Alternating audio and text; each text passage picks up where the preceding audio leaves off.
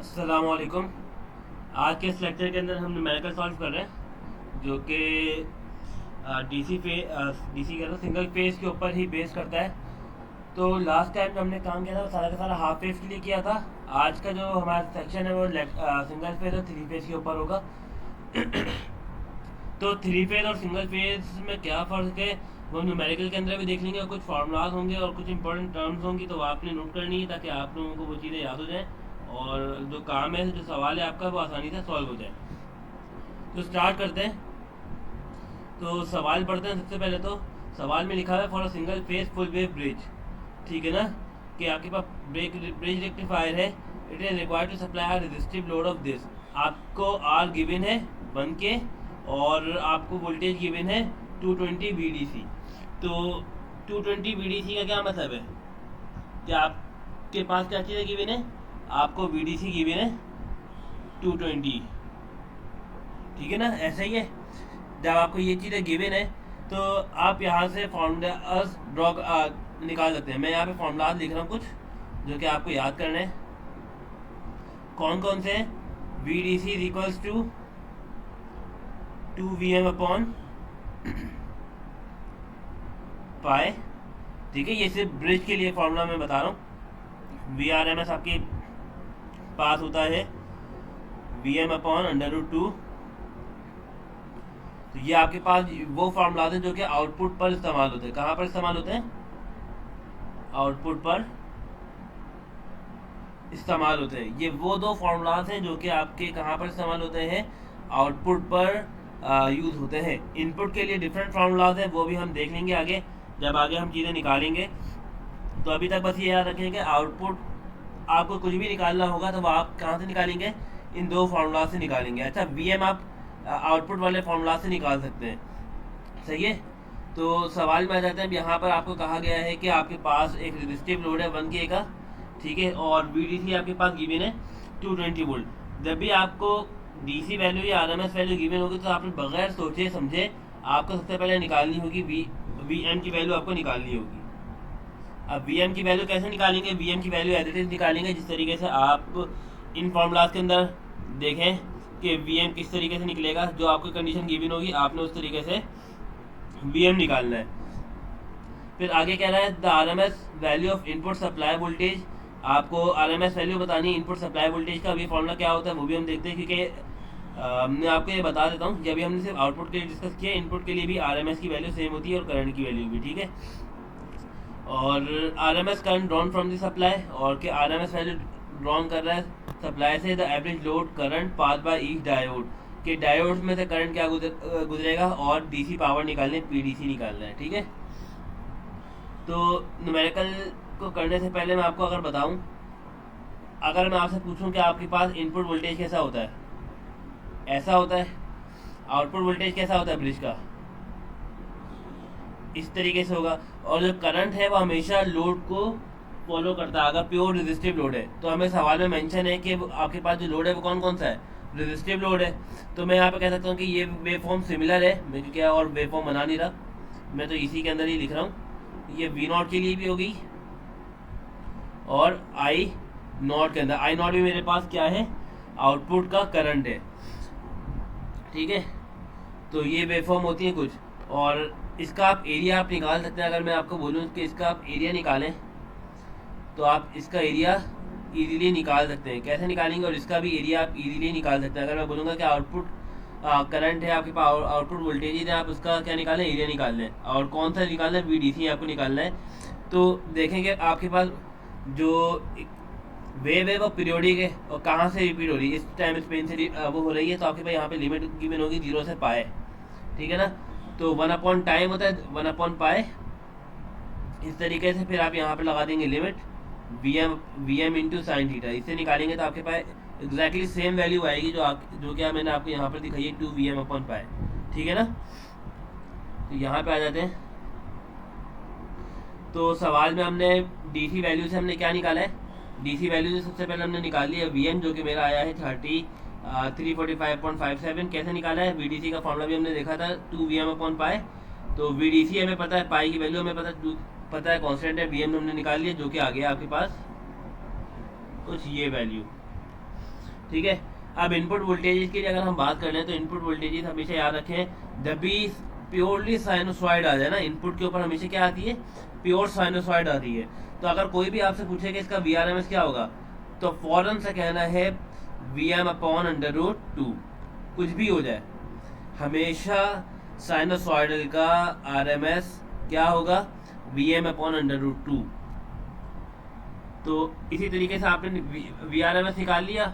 अब VRMS के लिए क्या किया, आपने Vm की वैल्यू रखी 345.57 और √2 से डिवाइड करेंगे तो आपके पास एग्जैक्टली यही आंसर आएगा जो कि आपको यहाँ पे मेंशन है। ठीक है, तो इस तरीके से आपने यहाँ पे VRMS निकालना है। अब सवाल में क्या बोला था कि RMS value of input supply voltage, supply voltage तो हो गया, अब हमें करंट निकालना है। अब करंट निकालना है तो ये मेरे पास इनपुट का वोल्टेज आ गया VRMS, और आपको पता है कि जब ये वोल्टेज आ गया है तो मैं यहाँ से क्या निकाल सकता हूँ, करंट निकाल सकता हूँ। कैसे निकाल सकता हूँ कि VRMS किसके बराबर होता है, VRMS is equal to IRMS into R, क्योंकि R तो RMS नहीं होता, R तो R होता है।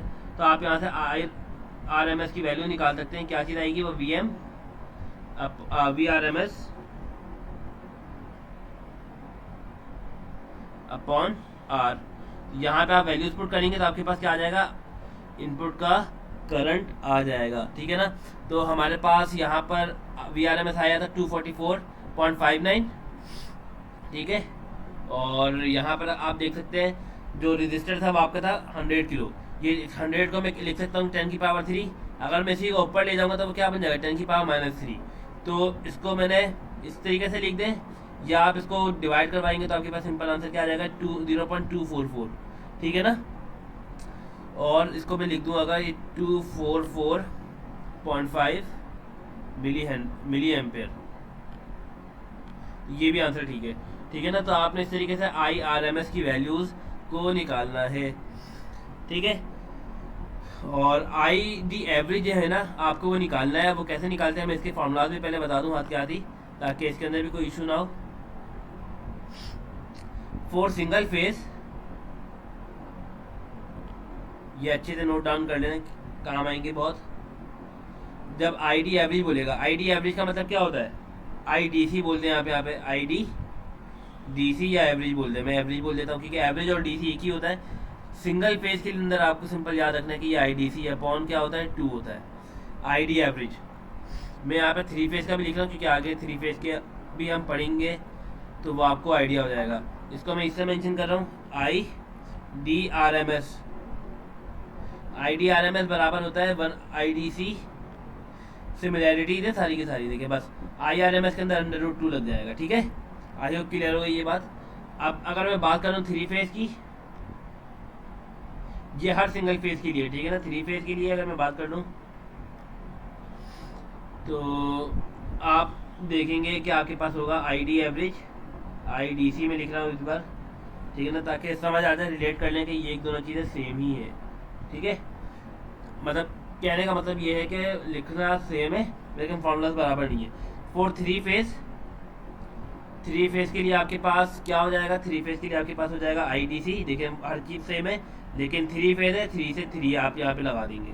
ठीक है, IRMS क्या आ जाएगा, IRMS आ जाएगा IDC, देखिए फिर सेम है। अब गैस करेंगे तो आपको भी आइडिया हो जाएगा कि यहाँ पे क्या आएगा, √3। तो ये सारी चीज़ें हैं। अब ये फॉर्मूलाज हैं जो कि आपको याद रखने हैं, और ये हर जगह लगेंगे जहाँ जहाँ पे डायोड का करंट मांगा जाएगा।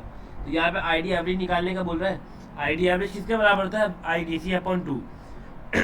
अब IDC मुझे चाहिए, अब IDC मुझे पता है कि IDC मेरे पास बराबर होता है IDC is equals to VDC upon R, और VDC मुझे गिवन है 220।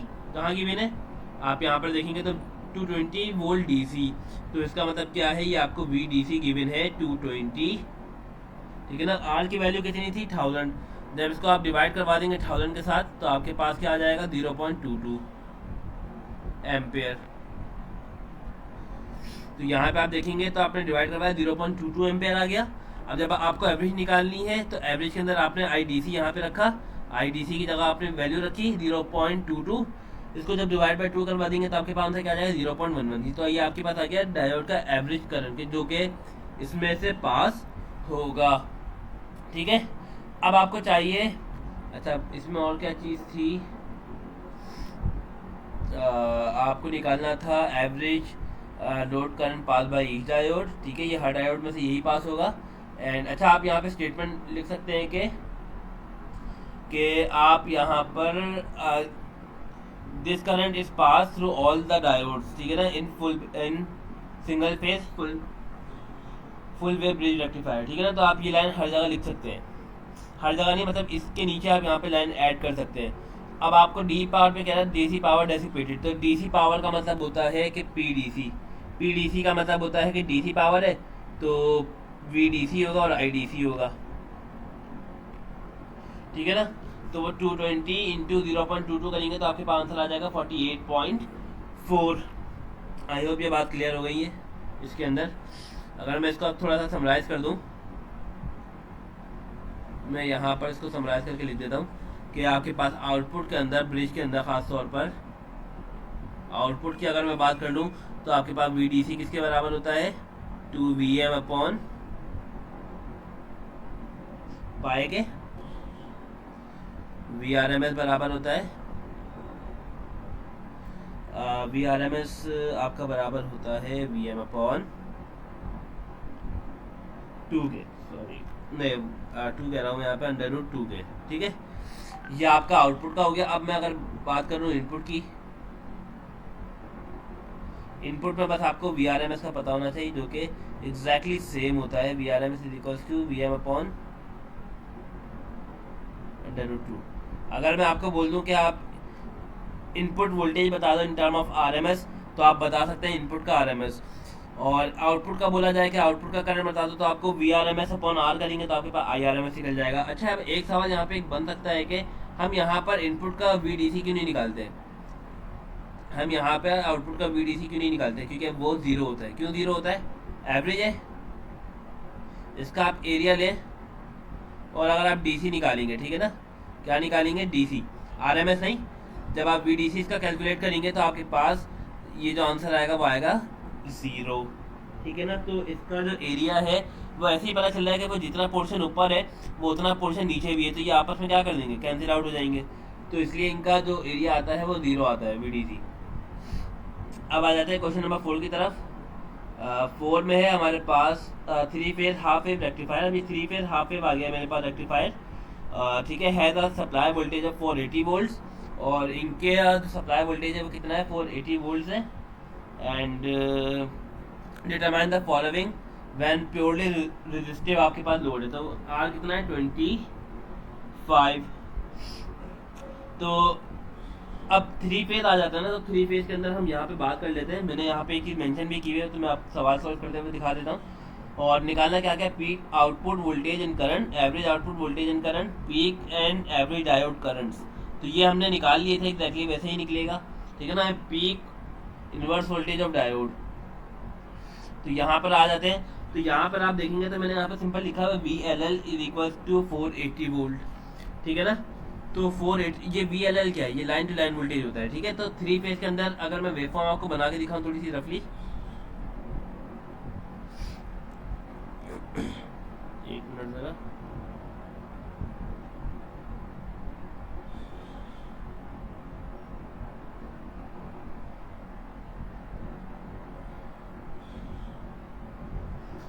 ठीक है। तो मैं ऐसी रफली सा फिगर बना देता हूँ उसकी,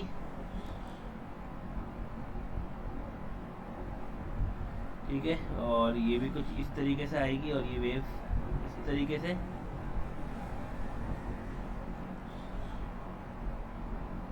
इस तरीके से आ जाएगी। और यहाँ पर ब्लू से हम बना देते हैं, ये वेव कुछ आ जाएगी आपकी इस तरीके से,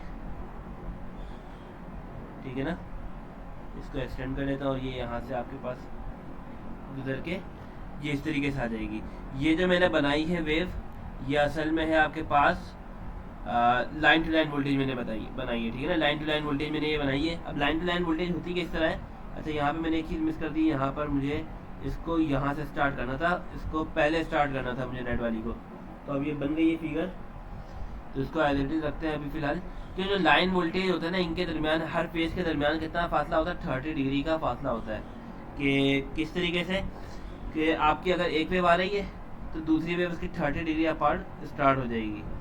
और फेज वोल्टेज जो होते हैं उनके दरमियान 120 का फासला होता है, सॉरी इसके अंदर 60 का फासला है कि आप हर वेव जो है 60 डिग्री के बाद स्टार्ट होगी। अगर ये 0 पे स्टार्ट हो रही है, लेट सपोज करना है, तो अगली कहाँ से स्टार्ट होगी, 60 पे स्टार्ट होगी, फिर दूसरी 120 के ऊपर स्टार्ट होगी। और जब फेज वोल्टेज होते हैं वो आपके पास स्टार्ट ही होते हैं किस पे, 120 डिग्री अपार्ट पे, ठीक है। तो ये आपके पास 120 डिग्री अपार्ट पे स्टार्ट होते हैं। तो अब आपके पास जब 3 फेज की बात आ जाती है ना, तो वहां पर आपके पास जो वोल्टेज आता है वो आता ही कौन सा है, लाइन टू लाइन वोल्टेज अकर होता है, हाफ वेव के अंदर भी और फुल वेव के अंदर भी। क्या बोला है मैंने, लाइन टू लाइन वोल्टेज ही अकर होता है फुल वेव के अंदर ही। अब जो आपके पास मैं बताता चलूं, सिंगल फेज आता है, सिंगल फेज के अंदर खासियत ही क्या होती है कि एक फेज होता है, ठीक है ना, फेज एक होता है और एक न्यूट्रल होता है। तो मैं उसको कह सकता हूँ कि वो आपके पास लाइन टू न्यूट्रल आपके पास वोल्टेजेस आते हैं, ठीक है ना। तो यहाँ पर आपके पास सिंगल फेज में क्या आते हैं, लाइन टू न्यूट्रल वोल्टेज आते हैं, जिसको आप कन्वर्ट करके वीएम निकालते हैं, ठीक है। तो लाइन टू न्यूट्रल वोल्टेज को आप कह सकते हैं कि आपके पास क्या है, एक तरह से आपके पास एक तरह से क्या कह सकता हूँ मैं इसको, आरएमएस है, ठीक है ना। ये आपके पास आरएमएस वैल्यू निकल के आती है। आरएमएस वैल्यू हम इसको इस तरह कह सकते हैं कि अगर आप अप्लायंसेस देखते हैं अपने, ठीक है ना, अगर आप अपने अप्लायंसेस देखते हैं घर के अंदर, तो वी लाइन टू न्यूट्रल ही आता है। और अगर आप इसको वोल्ट मीटर से मेजर करते हैं तो आपके पास क्या आता है, 220 आता है। ये आपके पास होता है आरएमएस वैल्यू, ठीक है ना। और यहाँ पर अब देख लेते हैं सवाल। तो अब यहाँ पर अगर आप देखें आके, मैंने यहाँ पर एक चीज़ लिखी हुई है, साइड में है असल में, तो सोल्यूशन में लिखा हुआ है लाइन टू लाइन वोल्टेज अकर हो रहा है हाफ वेव के अंदर। अब नोट में क्या लिखा हुआ है कि लाइन वोल्टेज जो है वो आप उसको कह सकते हैं कि आरएमएस वैल्यू है, और ठीक है ना, आरएमएस वैल्यू है कह सकते हैं। अब अगर आपको लाइन टू लाइन वोल्टेज से लाइन टू न्यूट्रल वोल्टेज निकालना है तो आपके पास ये फार्मूला है कि लाइन वोल्टेज हमेशा ज़्यादा होता है फेज वोल्टेज से, तो ये आपको पता होना चाहिए। और हमने ये फार्मूला इस्तेमाल करेंगे ताकि लाइन टू न्यूट्रल में आ जाए। अब लाइन टू न्यूट्रल आपको पता है कि मैंने आपको कहा है कि ये कौन सा वोल्टेज है, ये आपके पास आरएमएस वोल्टेज है। तो ये जब आपके पास आरएमएस वोल्टेज होगा तो सिंपल, एक मिनट ज़रा, जब ये आरएमएस वोल्टेज है, जब आप आरएमएस से आप पीक निकालेंगे, पीक का मतलब क्या है, वीएम आप निकालेंगे, तो आप वहाँ पर इसको कन्वर्ट करेंगे। तो अब हमें यहाँ पर सबसे पहले क्या करना है कि लाइन टू लाइन वोल्टेज को कन्वर्ट करना है। तो आप यहाँ पर देखेंगे मैंने वीएम के अंदर ये कुछ फार्मूला लिखा हुआ है। अब यहाँ पर मैंने क्या किया हुआ है, ये सिंपल फार्मूला है, VM is equals to VLN into √2, ऐसा ही है। तो यहाँ पर अगर आप देखें, आप VLN की वैल्यू डाल दें तो क्या हो जाएगा, VLN line to line voltage upon √3 into √2। मैंने इसको यहाँ पे प्लेस किया और 480 इंटू √2 अपॉन √3, तो आपके पास आंसर आ जाएगा 391.9 वोल्ट, ठीक है ना। और IM आपके पास आ जाएगा, क्योंकि आप क्या निकाल रहे हैं, इनपुट करंट निकाल रहे हैं ना, पीक इनपुट करंट, तो आपके पास VM अपॉन R हो जाएगा। तो जब VM अपॉन R करेंगे तो आपके पास आंसर चेंज आ जाएगा, ठीक है। चेंज का आने का मतलब ये कि आपके पास एक आंसर निकल के आ जाएगा। अब मैंने कैसे निकाला है ये, क्योंकि हमें सवाल में ही गिवन है कि आपको क्या क्या निकालना है, पीक आउटपुट वोल्टेज निकालना है और क्या निकालना है, इनपुट वोल्टेज निकालना है। तो हमने पहले आउटपुट वोल्टेज और उसका करंट निकाल लिया। अब इसके बारी है हमारे पास average output voltage and current की। अब एवरेज आउटपुट वोल्टेज और करंट का क्या मतलब है कि आपको VDC और IDC आपको निकालना होगा। तो मैंने यहाँ पर सिंपल VDC निकाल लिया, सॉरी IM निकाल लिया। IM is equals to VM upon R। अभी हमने लास्ट टाइम अभी डिस्कस किया था कि ये इस तरीके से निकलता है, VM की वैल्यू आपके पास है, R की वैल्यू आपके पास है, आपने इसको डिवाइड करवाया तो आपके पास IM की वैल्यू आ गई। अब हमें निकालना है VDC। तो VDC के लिए आपको सिंपल यही करना था कि आपके पास ये फार्मूला है, ये फार्मूला किस तरीके से आया है मैं बता देता हूँ, ये ठीक है कि फार्मूला किस तरीके से आया है, क्या रखने से ये आएगा। लेकिन आप लोग इन फार्मूलाज को याद कर लें, क्योंकि एग्ज़ाम पे टाइम कम होगा तो मुश्किल हो जाएगी इसको ड्राइव करने में। तो VDC आपके पास बराबर होता है 0.826 के। ये कुछ फार्मूलाज हैं जो कि आपको चाहें तो अपने कॉपी में नोट डाउन करके इसको लिख लें और इसको थोड़ा थोड़ा करके याद करना शुरू कर दें ताकि आपके लिए आसानी हो जाए, ठीक है ना। तो VDC आपके पास है, VDC आपको निकालना है 0.826 इंटू VM। जब आप VM से मल्टीप्लाई करवा देंगे उसको 391.9 से, तो आंसर क्या आ जाएगा 323.7 वोल्ट। सही है, यहाँ तक आई थिंक बात समझ में आ गई है कि हमने किस तरीके से निकाला। ये आपके पास फार्मूला है, इस तरीके से आप इसको कन्वर्ट करके निकाल लेंगे। अब आपको अगर बोले IDC, तो आपको पता है कि अभी हमने लास्ट टाइम डिस्कस किया, लास्ट टाइम क्या ये अभी हमने ऊपर ही डिस्कस किया है कि अगर हम इसको R से डिवाइड करवा देंगे, करंट का फार्मूला मेरे पास बन जाएगा। तो IDC is equals to VDC upon R। Simple इसको भी डिवाइड करवाएंगे तो आपके पास आंसर आ जाएगा 12.96 एम्पियर। तो इस तरीके से आपने IDC और VDC निकालना है, ठीक है। अब आगे बोला है कि peak and average diode currents. यहाँ पर एक चीज़ न्यू है, पीक, इसका फार्मूला जो कि मैंने डिस्कस नहीं किया था, लेकिन अब देख लेंगे हम आगे। लेकिन हमने एवरेज डायोड करंट्स के बारे में फार्मूला डिस्कस कर लिया, और PIV जब हम देखेंगे तो आपको पता चल जाएगा। तो हमें निकालना है डायोड्स के पीक करंट और एवरेज करंट। तो सबसे पहले मैंने क्या निकाला हुआ है, एवरेज करंट। तो एवरेज करंट किसके बराबर होता है, IDC अपॉन 3 के। तो आपके पास IDC निकल के आया हुआ है 12.96। जब आप इसको डिवाइड करेंगे तो यहाँ से 3 आया हुआ है, तो 3 4 × 12 हो जाएगा आपके पास। पॉइंट एज इट इज़ आया, 3 3 × 9 एंड 3 2 × 6, तो 4.32 एम्पेयर, ठीक है। यहाँ पे आपने लगा लेना है कि ये एम्पेयर है। तो आपके पास ये क्या आ गया, ID एवरेज इस तरीके से फॉर्म हो गया। अब यहाँ पर अगर आप आएँ पीक के अंदर, एक मिनट इसको सेट कर लूँ। अगर आप पीक के अंदर आए तो पीक के अंदर मैंने एक फार्मूला लिखा हुआ है। तो ID peak is equals to ID average upon 0.276। इस फार्मूले को आप याद कर लें, क्योंकि ये फार्मूला अलग तरीके से ड्राइव हुआ हुआ है। ड्राइव तो खैर उसी तरीके से हुआ हुआ है, लेकिन इसकी जो वेवफॉर्म है वो अलग तरीके से बनती है। तो डेरिवेशन करने से पहले, डेरिवेशन का कह रहा हूँ मैं, खैर अगर आप फार्मूला याद कर लेंगे तो काफ़ी आसानी हो जाएगी, ठीक है, वरना तो बहुत मुश्किल हो जाएगी। अगर कर सकते हैं जल्दी तो पेपर के अंदर तो आप ज़रूर करें, तो आप आराम से फार्मूला को ड्राइव कर सकते हैं, ठीक है। तो ID पीक अगर आपको निकालनी है तो आपके पास सिंपल ये आएगा। अच्छा, एक बात और बता दूं, जो आपके पास ID पीक है ना, क्योंकि आपको पता है कि आपके पास लाइन टू लाइन वोल्टेज चल रहे हैं, तो जब लाइन टू लाइन वोल्टेज चल रहे हैं आपके पास IM आपने निकाल लिया। अब आप ये सोचें कि अगर आपको यहाँ पर line to line voltage given है तो आपके पास ट्रांसफार्मर कौन सा होगा। आप थोड़ा सा ओवर बियॉन्ड सोचें, ट्रांसफार्मर कौन सा लगा हुआ होगा, यकीनन ट्रांसफार्मर कौन सा लगा हुआ होगा। एक मिनट ज़रा मैं, तो ट्रांसफार्मर आपके पास असल में लगा हुआ होगा डेल्टा, मीन्स कि उसकी जो टाइप होगी वो कौन सी होगी, वो होगी डेल्टा टाइप। ये हमने सर्किट एनालिसिस के अंदर भी पढ़ा था, अगर आप लोगों को याद हो। तो डेल्टा के अंदर आपके पास लाइन वोल्टेजेस और कौन से वोल्टेजेस, फेज वोल्टेजेस सेम होते हैं। थोड़ा सा रिलेट करने के लिए मैं बता रहा हूँ आपको, लेकिन करंट आपको निकालना होता है, लेकिन करंट क्या होता है आपको निकालना होता है। तो ID पीक और I पीक ये हमेशा बराबर आते हैं। ये आप सॉल्व करेंगे तो आपको यहाँ दिख भी जाएगा। यहाँ पर देखें 15.67 और हमने यहाँ पे IM निकाला था 15.67, एग्जैक्टली सेम आएगा। क्यों? क्योंकि ये वही करंट है जो कि आपके सर्किट में से फ्लो हो रहा होगा, क्योंकि टोटल करंट ही आपका डायोड में से फ्लो होगा एट अ टाइम 3 फेज के अंदर भी। तो आपका ID peak exactly same value आएगी। अगर आप यहाँ पर लिख भी दें ID peak is equals to IM, तो एग्जैक्टली सेम वैल्यू आएगी, ठीक है।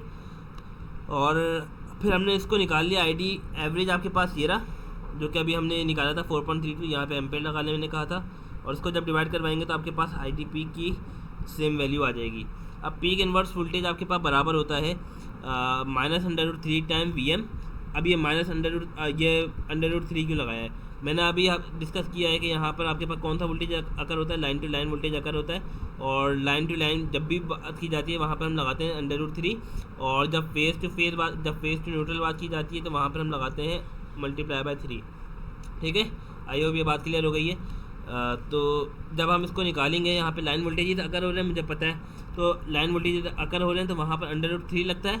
वरना अगर आप सिंगल फेज में अगर थोड़ा सा रिमाइंड करें, अगर EDC अगर आप लोगों को याद है, तो वहाँ पर मैंने आपको बताया था कि जो ब्रिज होता है वहाँ पर 2 VM हो जाता है, ठीक है, सिंगल फेज ब्रिज के अंदर। हाफ वेव के अंदर आपके पास सिंपल -VM हो जाएगा, ठीक है ना, PIV। ये हाफ वेव के अंदर। तो 3 फेज़ के अंदर लाइन टू लाइन वोल्टेज आकर होता है, तो आपने √3 लगाया और VM से मल्टीप्लाई करवा दिया, तो आपके पास PIV का एक वोल्टेज आ चुका है। ठीक है, तो आज की बस वीडियो में यही था, और जो हमने फार्मूलाज को देखे हैं आपने उसको अच्छे से पढ़ लेना है और कोशिश ये करनी है कि इनको याद करने, तो आपके लिए काम आसान हो जाएगा। ठीक है, तो एक फार्मूला आपके लिए नया था जो कि मैं यहाँ पे हाईलाइट कर देता हूँ, इसको बस अपने पास लिख लें ताकि आप इसका जब पीक करंट है तो आप वो भी निकाल सकें।